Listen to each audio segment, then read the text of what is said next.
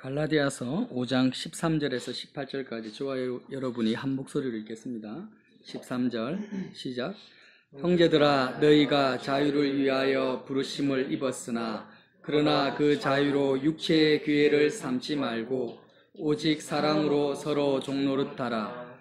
온 율법은 내 이웃 사랑하기를 내 자신같이 하라 하신 한 말씀에서 이루어졌나니 만일 서로 물고 먹으면 피차 멸망할까 조심하라. 내가 이르노니 너희는 성령을 따라 행하라. 그리하면 육체의 욕심을 이루지 아니하리라. 육체의 소욕은 성령을 거스리고 성령은 육체를 거스리나니 이 둘이 서로 대적함으로 너희가 원하는 것을 하지 못하게 하려 함이니라. 너희가 만일 성령의 인도하시는 바가 되면 율법 아래 있지 아니하리라. 아멘. 너무나 유명한 말씀이죠. 16절에 보면 너희는 성령을 따라 행하라. 그리하면 육체의 욕심을 이루지 아니하리라. 저는 학생 때부터 이 말씀을 읽을 때마다 참 의문이 많이 들었어요. 왜냐하면 율법을 따라 행하는 것과 성령을 따라 행하는 것 어느 것이 더 쉽습니까? 여러분, 어느 것이 더 쉽다고 생각하세요?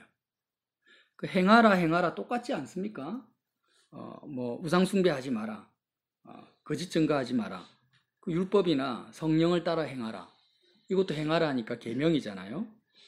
그래서 분명히 앞에서는 율법으로는 의롭다함을 얻을 육체가 없다고 하셔놓고 또 16절에 보면 또 새로운 율법을 알려주시는 것 같아요. 성령을 따라 행하라. 차라리 율법을 따라 행하라가 더 쉽습니다. 솔직히 말해서요. 왜냐하면 율법은 이해가 되잖아요. 그러니까 누가 가르쳐 주지 않아도 책만 있으면, 율법 책만 있으면 내가 그 내용을 이해를 하고 또 행하려고 애를 쓰면 됩니다. 물론 온전히 행하지는 못하죠. 그런데 성령을 따라 행하라는 말씀은요, 이거는 도저히 구름 잡는 것 같고 바람 잡는 것 같은 느낌이 들 수 있다라는 거예요. 왜냐하면 성령은 읽을 수 있는 것도 아니고 우리 육신의 눈에 보이는 것도 아니에요. 그러니까 성령을 따라 행하고 싶어도 행할 수가 없어요. 율법을 따라 행하라 하면 다는 못 행해도 세네 가지는 행할 수가 있는데 성령을 따라 행하라 이래버리면 한 가지도 행할 수가 없을 수도 있다는 거예요. 그래서 우리가 유치원 가면 유치원 선생님들이 아이들이 이해력이 부족하니까 자, 내가 하는 동작 따라해 보세요 하고 이제 그대로 선생님을 따라 하면 돼요. 아이들이 너무너무 쉽게 선생님을 따라하는 이유는 왜 그렇습니까? 선생님이 눈에 보이니까, 그리고 선생님 말이 귀에 들리니까 따라 행하는 것이 쉽죠. 그런데 성령을 체험하지도 못하고 성령의 음성을 듣지도 못하고 성령의 감동을 받지도 못하는 상태에서 성령을 따라 행하라 이 말씀 자체가 실행 불가능한 말씀이라는 거예요. 그래서 이게 학생 때부터 제가 너무너무 답답한 말씀 중에 하나였어요. 여러분, 그냥 읽고 쑥 지나갔습니까? 육체의 욕심을 이루지 않으려면, 죄를 범하지 않으려면 유일한 방법은 뭐냐? 성령을 따라 행하는 수밖에 없는 건데 이게 안 된다 이거예요. 또 너무 어렵다는 거죠. 그래서 우리가 읽지 않은 갈라디아서 5장 1절에서 15절까지의 말씀을 이해를 하게 되면은요, 지금 성령을 따라 행하라는 말씀을 이제 그게 또 이해가 된다라는 거예요. 자, 일단은 이제 전제 조건이 있습니다. 육체의 욕심을 이루지 않으려면, 자, 육체의 욕심은 뭡니까? 안목의 정욕, 이생의 자랑, 육신의 정욕인데, 육체의 욕심에 우리가 끌려갑니다. 끌려가. 육체의 욕심을 이루고 싶지 않아도 안 돼요. 그냥 욕심을 안 부리고 싶어도 욕심이 생기고, 미워하고 싶지 않아도 내가 뺨 한 대 맞으면 미움이 생기는 걸 어떡합니까? 그러니까 육체의 욕심으로부터 내가 자유함을 얻어야만이 성령을 따라 행할 수 있죠. 예를 들면 제가 손발이 결박되어 있고 감옥에 갇혀 있는데 감옥 바깥에 있는 사람이 자, 나를 따라와라. 내가 지금 이마트 갈 테니까 따라와라. 이러면은 말이 안 되잖아요. 지금 내가 결박에 묶여 있는데 갇혀 있는데 어떻게 따라갑니까? 그래서 주님은 성령을 따라 행하라 하기 이전에 성령을 따라 행할 수 있도록 자유를 주셨다라는 거예요. 우리에게. 지금 그 말씀을 5장 1절에 하고 있습니다. 자유를 주셨다라는 거예요. 자유가 없으면 따라갈 수가 없다라는 거예요. 그래서 5장 1절 한번 보세요. 그리스도께서 우리를 자유롭게 하려고 자유를 주셨으니 그러므로 굳건하게 서서 다시는 종의 멍에를 매지 마라. 종의 멍에가 뭐예요? 육체의 욕심을 따라갈 수밖에 없는 멍에죠. 네. 그러니까 이런 종의 멍에를 주님이 벗겨주셨고 또한 성령을 따라 행할 수 있도록 우리에게 자유를 주셨다라는 거예요. 이 말씀은 예수 그리스도로 말미암아 자유롭게 되지 않은 상태에서는 성령을 따라 행할 수 없다라는 것입니다.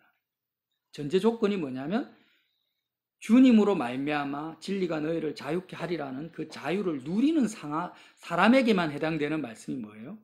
성령을 따라 행하라는 말씀이에요. 자, 자유를 주셨는데 그러면 무엇으로부터 자유라는 거예요? 무엇으로부터? 우리가 성경을 잘 읽어보면 알겠지만 계속 읽어보면은요. 첫째는 율법으로부터의 자유예요. 3절 보면 내가 할례 받는 각 사람에게 다시 증언하노니 그는 율법 전체를 행할 의무를 가진 자라. 할례가 율법의 의무잖아요. 유대인들은 할례를 다 받았어요. 할례 안 받으면 이제 유대 사회에서 쫓겨납니다. 그러니까 주님이 우리에게 자유를 주셨는데 십자가를 통해서 우리에게 자유를 주셨죠. 첫 번째는 율법의 정죄와 심판으로부터의 자유. 다시 말하면 죄로부터의 자유라는 거예요. 죄로부터. 모든 죄로부터의 자유를 주셨어요. 아멘? 우리는 범죄해도 의롭다함을 받을 수가 있는 거예요. 이제는 예수님으로 말미암아. 그래서 4절에 보면 율법 안에서는 그리스도 예수 안이 아니라 율법 안에서는 율법 안에서 의롭다함을 얻으려 하는 너희는 그리스도에게서 끊어지고 은혜에서 떨어진 자라는 거예요. 그래서 예수님이 이제는 예수님을 마음으로 영접하고 예수님을 따라가면 예수님의 죽음과 부활에 참여하면 율법은 더 이상 우리를 정죄하지도 못하고 이 죄인아 너가 이걸 못 지켰어 이렇게 하면서 너는 죄인이야 이렇게 율법의 정죄와 심판으로부터 우리는 자유함을 얻습니다. 이것이 바로 주님이 우리에게 베풀어 주신 은혜라는 거예요. 자, 첫 번째 율법으로부터 죄로부터 자유죠. 두 번째는 뭐예요? 세상으로부터 자유, 세상으로부터. 예수님과 함께 내가 죄에 대해서 세상에 대해서 죽었노라고 기록되어 있어요. 그럼 세상이 뭡니까? 눈에 보이는 모든 것이에요. 어머니 뱃속에서 태어나면은 어머니와 나와의 혈연 관계도 세상이고 결혼을 하면은 남편과 아내의 관계도 결혼 관계도 세상이고 또 과거, 현재, 미래 전체가 이 땅에서의 삶 전체가 세상입니다. 세상. 그러니까 이 세상과 나는 상관이 없다. 이제는 예수님의 그 십자가의 죽음을 통과하게 되면 세상과 나는 상관이 없고 뭐만 있습니까? 영원하시는 영생하시는 하나님과 나와의 관계만이 오로지 남는 거예요. 그래서 우리는 혈연, 지연, 출생, 과거, 현재, 미래, 지금 눈에 보이는 상황, 어떤 사건, 내 건강 상태 이 모든 것으로부터 자유할 수 있다는 거예요. 자유케 해주셨다는 것이 뭡니까? 세상으로부터 우리를 자유케 해주신 거예요. 그래서 이 자유를 그리스도께서 죄와 세상으로부터 자유를 주셨는데 율법주의자들이 나타나가지고 예수님을 믿는다고 하면서도 뭐라고 합니까? 너희들이 유대인들처럼 육체의 할례를 받아야 된다라고 가르쳤던 거예요.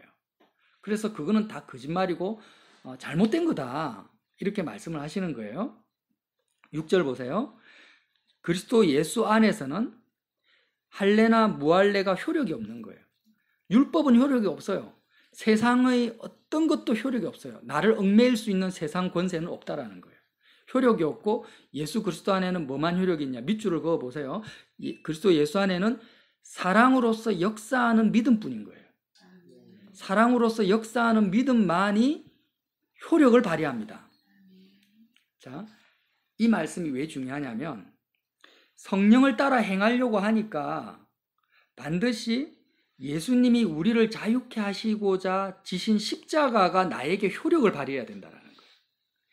예수님이 나를 위해서 죽으시고 부활하신 그 십자가 사건이 어떤 2000년 전의 역사의 하나의 사건으로 머물러 있어서는 나에게 효력이 없어요. 나를 자유케 하는 십자가의 능력이 나타나야 됩니다. 그죠? 십자가에서의 그 그리스도의 죽음과 부활 사건이 나를 자유케 하는 역사로 나타나야 되는데 이렇게 십자가 사건이 나에게 효력이 있어야만이 나는 어떻게 할 수 있습니까? 성령을 따라 행할 수 있다라는 거예요. 지금 그 말씀을 하셨는데 그러면 십자가의 사건이 어떻게 나에게 효력을 발휘할 수 있는가? 나를 죄와 세상으로부터 자유케 하는 효력을 발휘할 수 있느냐가 문제죠. 문제는 그거예요. 지식적으로 성경 공부를 아무리 많이 해도 십자가가 나에게 아무 효력을 발휘하지 않을 수 있습니다. 어제는 효력을 발휘했는데 오늘은 아무런 무용지물일 수도 있다는 거예요. 그런데요, 중요한 것은 우리가 십자가를 바라볼 때 그 십자가를 통해서 사랑으로서 역사하는 믿음이 우리 안에서, 저와 여러분의 마음 안에서 십자가를 통해서 내려오는 하나님의 사랑, 또 내가 하나님을 사랑하고자 하는 우리의 사랑이 복합적으로 역사할 때, 사랑이 십자가를 통해서 내려오는 그 사랑이 역사하는데 이미 역사하고 있습니다. 이미 역사하셨고 지금도 역사하고 있습니다. 십자가 안에는. 그런데 그 사랑을 내가 믿음으로 받아들일 때 어떤 일이 벌어집니까? 성령을 따라 행할 수 있는 자유가 주어진다라는 거예요. 이제 이걸 이해하려면은 이제 계속 말씀을 묵상해 봐야 됩니다. 자, 십자가를 바라볼 때 사랑으로서 역사하는 믿음이 필요한데 7절 보세요. 너희가 다름질을 잘하더니, 그런 중심과 믿음으로 십자가를 바라보고 살아왔다가 다름질을 잘했다라는 거예요. 누가 너희를 막아 진리를 순종하지 못하게 하느냐? 물 타고 누룩을 섞어버리는 거예요. 율법을 쫓아 행하라. 십자가 외에 다른 진리를, 그러니까 바울 사도가 하는 의도는 뭐냐면 너희를 자유케 하고자 하는 유일한 방법은 십자가 외에는 없어. 죄와 세상으로부터 자유케 하는 유일한 길은 십자가 외에는 없는데 육체의 할례를 받아야 자유케 된다라고 가르치는 이 거짓된 가르침, 이것을 왜 지금 이런 데 쏟느냐 이거예요. 그래서 그 권면은 너희를 부르신 이에게서 난 것이 아니다. 적은 누룩이 온 땅에 퍼지느니라. 자, 10절. 나는 너희가 아무 다른 마음을 품지 않을 줄을 주 안에서 확신하노라. 십자가 외에 다른 것들을 붙잡을 줄 않을 줄 확신한다. 그러나 너희를 요동하게 하는 자는 누구든지 심판을 받으리라. 굉장히 강력하게 말씀하시죠. 성령을 따라 행할 수 있는 유일한 길, 우리에게 진정한 자유를 줄 수 있는 길은 돈이 많아서도 아니고 부자가 돼서도 아니고 건강해서도 아니고 내가 뭐 어떤 결혼을 잘해서도 아니고 세상에서는 찾을 수가 없고 우리를 자유케 하고자 하는 유일한 길은 예수 그리스도의 멍에를 지는 것밖에 없어요. 오늘 종의 멍에라고 나오는데요. 주님이 뭐라고 하셨냐면 나는 마음이 온유하고 겸손하니 나의 멍에를 메고 내게 배우라. 그리하면 너희 마음이 쉼을 얻으리니 이는 내 멍에는 쉽고 내 짐은 가벼웁니다. 그러니까 종의 멍에는 율법의 멍에고 세상의 멍에입니다. 그 멍에를 메고 다 살아가고 있는데 이제부터는 종의 멍에를 메지 말고 예수 그리스도의 멍에가 뭐예요? 십자가죠. 주님이 지신 멍에는 십자가밖에 없어요. 그래서 주님의 그 십자가를 매라는 것입니다. 너희가 자유케 될 수 있는 길은 종의 멍에를 매는 게 아니라 십자가를 짊어지면 자유케 되는데 이 십자가는 내 멍에는 쉽고 내 짐은 가볍다. 가장 목사님들이 잘못 설교하는 내용 중에 하나가 뭐냐면 십자가를 무겁고 어렵게 설교를 하는 거예요. 여러분, 예수님이 분명히 말씀하셨어요. 십자가는 쉽고 가볍다라는 거예요. 예수님이 지신 유일한 십자가는 너무나 무겁고 어려운 십자가지만 주님이 우리에게 주시는 그 십자가는 쉽고 가벼운 줄 믿으시기 바랍니다. 왜 쉽고 가볍습니까? 사랑으로서 역사하는 믿음이 거기에 있기 때문이에요. 그러니까 초대교회 성도들이 사자밥이 되고 이제 화형을 당하고 죽음 앞에 서서 다 십자가를 지면서 죽었는데 우리가 보기에는 야, 너무나 무겁고 어려운 십자가를 졌다 저들이. 바울 사도가 감옥에 갇혀가지고 그렇게 고난당하는 것이 너무나 어렵고 무겁다라고 생각하지만 정작 그렇게 순교하는 순교자들이나 바울의 입장에서는요, 하나도 무거운 게 아닌 거예요. 오히려 쉽고 가벼운 거예요. 왜? 감옥에 갇히는 것이 힘들지 않은 게 아니고 화형당하는 것이 무섭지 않은 게 아니라 그것을 능가하고 능히 이기게 하시는 역사하는 믿음과 사랑이 십자가를 통해서 공급되어지기 때문에 쉽고 가볍다라는 거예요. 하나님의 능력이, 전능하신 능력이, 세상을 이길 만한 능력이 차고 넘치기 때문에 내가 너희에게 주는 멍에는 쉽고 가볍다라는 거죠. 내가 지는 게 아닙니다. 자, 그런데 13절 보세요. 형제들아, 너희가 자유를 위하여, 이렇게 세상으로부터, 죄로부터 자유로워서 이제는 하나님을 마음을 다해 사랑하는 이 자유, 성령을 따라 행할 수 있는 이 자유, 이런 자유를 위하여 부르심을 입었는데, 그러나 그 자유로 뭘 삼지 말라고요? 육체의 기회를 삼지 말라는 것입니다. 자, 이제 십자가는 두 가지로 나눠졌습니다. 십자가, 두 가지의 십자가가 있어요. 하나는 사랑으로서 역사하는 믿음의 십자가가 있고, 하나는 육체의 기회로 삼는 십자가가 있다라는 거예요. 육체의 기회가 뭐냐면, 다른 말로 하면 육체의 만족을 시키는, 육체를 만족시키는 구실로 십자가를 붙드는 거예요. 이제 구체적으로 하면 율법이 우리를 정죄하잖아요. 율법 300가지 율법, 600가지 율법 다 지키려니까 너무 힘든 거예요. 근데 십자가 복음을 들으니까 뭐라고 합니까? 아, 율법 이제는 필요 없어. 율법 다 지킬 필요 없어. 율법 안 지켜도 죄사함 받아. 아, 그렇네. 아, 그러면 이제는 십자가를 믿음으로 말미암아 율법은 안 지켜도 되는구나 해서 뭐라고 하냐면, 율법의 정죄로부터 회피하기 위한 수단으로 십자가를 붙드는 거예요. 이해가 되시죠? 율법이 주는 멍에를 단지 그냥 짊어지기 싫으니까 율법의 정죄로부터 벗어나는 수단으로 십자가를 내가 붙드는 거예요. 그래서 죽어서 천국 가려고. 육체의 기회입니다. 육체의 기회로 십자가를 붙드는 겁니다. 또한 또 뭡니까? 이제 세상으로부터 자유롭다 하니까, 지금 내가 외모도 없고 사람들로부터 무시를 당하니까 세상과 나는 상관이 없다. 현실 도피의 기회로 삼는 거예요. 세상에 대해서 죽었다 하니까 이제는 내 눈에 보이는 이 현실과는 상관이 없는, 그러니까 이게 뭐냐면 광신이고, 사람들 보기에는 어떻게 보입니까?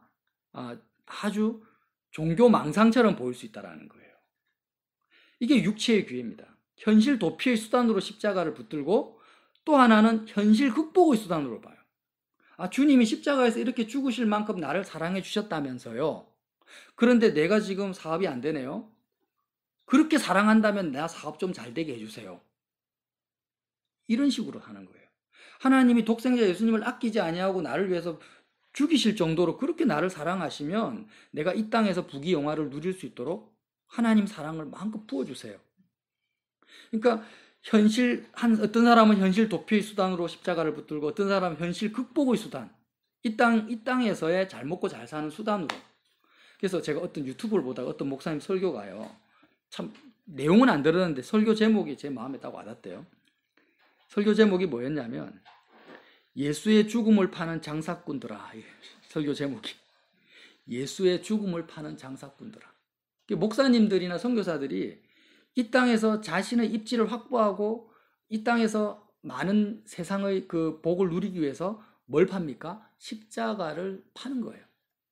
예수님의 죽음을 팔아먹는 거예요.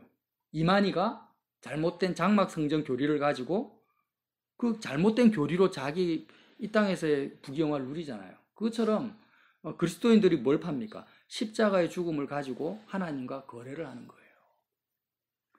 이게 뭡니까? 전부 육체의 기회로 삼는 거죠. 하나님이 성령을 따라 행할 수 있는 자유를 주시려고, 그래서 하나님과 온전한 사랑을 이루는 유일한 길로 십자가를 주셨는데, 그 자유를 육체의 기회로 삼아버리는 거예요.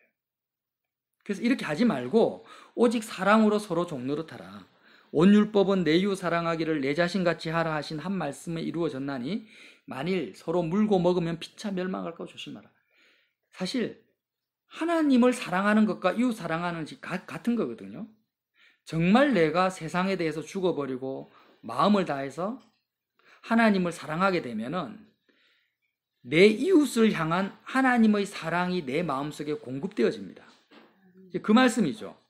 그래서 정말 십자가를 통해서 죄에 대해서, 세상에 대해서 죽은 너는 그 자유로 말미암아 하나님의 사랑이 너의 마음속에 채워질 것이고, 그 이웃을 향한 하나님의 사랑이 너에게 채워졌다면 그 사랑으로 이웃을 섬기고 서로 종노릇하라는 거예요. 이게 진리다. 그런데 십자가를 수단 삼아서 육체의 기회로 삼아서 서로 유용해 먹고 장사하고 거래하고 하나님하고 딜하고 이렇게 하면 멸망한다라는 거예요. 자, 이렇게 전제 조건을 깔고요. 뭐라고 합니까? 내가 이르노니 너희는 성령을 따라 행하라. 그리하면 육체의 욕심을 이루지 아니하리라. 자, 우리는요 성경 전체의 요지를 하나 약속, 언약이죠. 아브라함부터 시작해서 계속해서 하나님이 구약은 옛 약속이고 신약은 이제 새로운 약속인데 하나님이 우리에게 주시는 가장 중요한 약속이 있습니다. 예수님이 우리에게 하신 약속이 있어요. 그 약속이 뭐냐면은 사랑으로서 역사하는 믿음으로 십자가를 붙드는 자에게는 내가 성령을 보내어 주겠다라는 거예요. 내가 성령을 끌어내릴 수도 없어요. 성령은 인격체이신 삼위의 하나님이기 때문에 성령을 오라가라 할 수도 없고 성령 받고 싶다고 해서 내가 받아지는 거 아닙니다. 그렇지만 예수님이 약속하셨어요. 요한복음 14장 26절에도 보혜사 곧 아버지께서 내 이름으로 보내실 성령, 하나님 아버지가 성령을 우리에게 보내주시겠다라는 거예요. 그가 너희에게 모든 것을 가르치고 내가 너희에게 말한 모든 것을 생각나게 하시리라. 어떻게 하면요? 주님이 십자가에서 죽고 부활하시고 나서 오순절 마가다락방에 성령이 임하셨잖아요. 그것처럼 우리가 제자들과 같이 오순절 마가다락방에 있는 제자들과 같은 중심이죠. 그들은 어떻게 십자가를 붙듭니까? 자기 자신에게는 하나님을 사랑할 수 있는 마음이 전혀 없습니다. 0.1%도 없어요. 나는 머리끝부터 발끝까지 온전히 세상을 사랑하고 나 자신을 사랑하고 이기심으로 가득 찬 존재라는 거예요. 죄인 중에 괴수라는 거예요. 그러니까 나의 행위를 봤을 때, 나의 삶 전체를 봤을 때 정말 죄악 구덩이 속에 있습니다. 그런 나를 하나님이 사랑하셨는데 정말 70억 인구, 수백억의 인구 중에 하나일 뿐이죠. 그냥 내가 이 땅에서 죽어봤자 나는 하루살이하고 다를 바가 없어요, 사실. 내 자식들이나 내 친구들이 나를 기억해 준다? 한 100년 지나 보십시오. 아무도 나를 기억해 주는 사람 없습니다. 우리는 과거에 지나갔던 사람들 기억합니까? 아무도 기억하는 사람 없습니다. 그런데 우주보다 크신 하나님이 이런 하루살이 같고 벌레 같고 구원받을 수 없는 나를 사랑하셔서 우주보다 소중한 이 세상 가장 모든 아름다운 보화를 다 모아놔도 예수님의 발끝만치도 못 따라가는데 그 독생자 예수님을 통째로 나를 위해서 죽으셨다라는 거예요. 나를 위해서 이 땅에 보내시고 예수 그리스도의 생명을 나를 위해서 대가를 지불하셨다라는 거예요. 이 놀라운 사랑, 측량할 수 없는 사랑, 무한한 사랑이 어디에서 나타났습니까? 십자가 골고다 언덕에서 나타나신 거예요. 그 사랑이라는 거죠. 그 사랑. 그 하나님의 무한한 사랑, 무궁무진한 사랑, 영원한 사랑을 십자가를 통해서 바라보는 사람, 그 사람에게 역사하는 거예요. 약속되어 있다. 성령이 약속되어 있다. 약속하신 성령을 보내어 주시고 성령의 감동을 주시고 성령의 음성을 들려주시고 성령의 인도하심을 받게 된다라는 거죠. 그런데 이 십자가에서 나타나는 하나님 아버지의 사랑을 믿음으로 받아들이지 않고 다른 데서 사랑을 찾아요. 다른 데서. 어디서 찾습니까? 남편한테서 사랑을 찾고 자녀한테서 사랑을 찾고 친구한테서 사랑을 찾고 눈에 보이는 이 세상에서 사랑을 찾아다니는 거예요. 사람들이.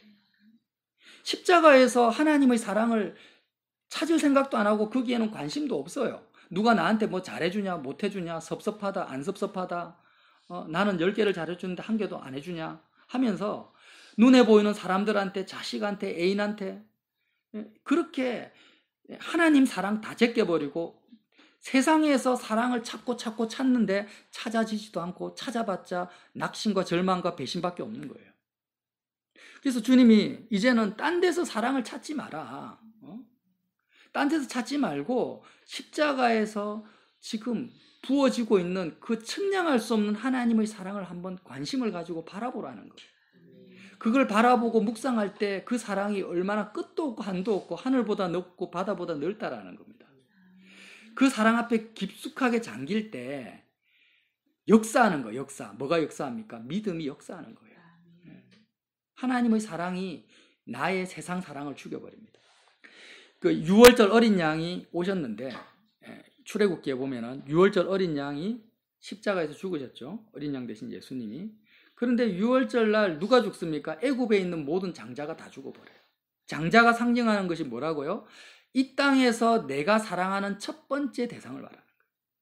이 땅에서 내가 하나님 말고 다른 데 사랑의 대상을 찾고 있는 거예요. 아까처럼 어떤 사람은 물질이다, 성공이다, 자녀다, 뭐 가족이다, 노후다, 노후 대책이다, 이렇게 세상에서 사랑을 찾고 있는데 첫 번째 대상, 장자는 첫 번째잖아요. 내가 이 땅에서 가장 사랑하는 첫 번째 대상이 죽는 날이 뭐예요? 유월절이라는 거예요. 그 십자가가 그렇게 하는 겁니다. 내 안에서. 내 안에서의 유월절 역사가 나타나는 거예요. 나타나면서 어떻게 됩니까? 첫 번째 사랑의 대상이 세상이 아니라 하나님으로 교체되어지고 바꿔지는 역사가 사랑으로서 역사하는 믿음이라는 거죠. 그렇게 될 때 약속하신 성령이 이제부터 내가 구하지 않아도, 성령 충만을 구하지 않아도, 성령 인도를 구하지 않아도 이건 약속입니다. 언약. 십자가를 통해서 성령이 약속되어져 있다. 성령 구하지 않고 찾지 않아도 너희가 제대로 육체의 기회를 따라 육체의 기회로 삼지 않고 사랑으로서 역사하는 믿음으로 십자가를 붙들면 하나님의 때에 성령을 물붓듯이 너에게 부어줄 것이고 성령의 감동을 줄 것이고 사랑하는 마음을 줄 거라는 거예요. 그러면 육체의 욕심을 이루지 않고 육체의 소욕을 이길 것이라는 거죠. 자, 18절 너희가 만일 이런 성령의 인도하시는 바가 되면 율법 아래 있지 아니하는 거예요. 왜? 이제는 내 마음의 관심사가 하나님 사랑에 집중되어 있는 거예요. 하나님 사랑에 집중되어 있는 거예요. 하나님을 사랑하고자 하는 욕망도 없고 하나님을 사랑하는데 관심도 없는 상태에서 내 관심사는 무조건 세상입니다. 그냥 돈입니다. 이런 것에 관심을 가진 상태에서는 아무리 십자가 노래를 불러도 십자가는 아무런 효력을 발휘하지 않습니다. 하나님, 내가 세상에서 망하더라도, 세상에서 내가 실패한다 할지라도, 모든 것을 다 잃어버린다 할지라도 십자가를 통해서 부어주시는 하나님의 사랑을 내가 알고 싶습니다. 그 사랑에 내가 목숨을 걸겠습니다. 십자가 외에는 하나님을 사랑할 수 있는 다른 길이 없는 줄 믿습니다. 이렇게 십자가를 붙들으라는 거예요. 그러면 뭘 보내주시겠다고요? 성령을 보내주시고 성령이 너의 삶을 인도하실 거라는 거죠. 자, 말씀을 마치겠습니다. 이제 우리는 어디서 사랑과 믿음을 어디서 구하고 찾고 두드리겠습니까? 예수님이 말씀하셨죠. 구하라 그러면 주실 것이요, 찾으라 그러면 찾을 것이고 두드리라 그러면 열릴 것이다. 세상 사람들 이 말씀 되게 좋아합니다. 믿는 사람들. 뭘 구합니까? 건강 구하고 물질 구하고 이 땅에서의 삶을 구하죠. 그게 아니고요. 너희는 먼저 그의 나라와 그의 의를 구하라는 거예요. 먼저 하나님 사랑을 구하라는 거예요. 하나님의 사랑을 구하고 찾고 그 사랑으로 만족하고 그 사랑으로 먼저 채워져라. 그 사랑으로 채워지기 위해서 너의 육신의 장자가 죽음을 원해라. 그 장자의 죽음을 십자가에서 경험하라는 거예요. 그렇게 믿음과 사랑을 찾을 때 우리는 반드시 저와 여러분이 성령의 인도를 받게 되실 줄 믿으시기 바랍니다. 그 믿음 가운데서 오늘 성령의 인도하심과 감동 가운데서 사랑으로 역사하는 믿음 가운데 승리하시기를 예수님 이름으로 빌어드립니다.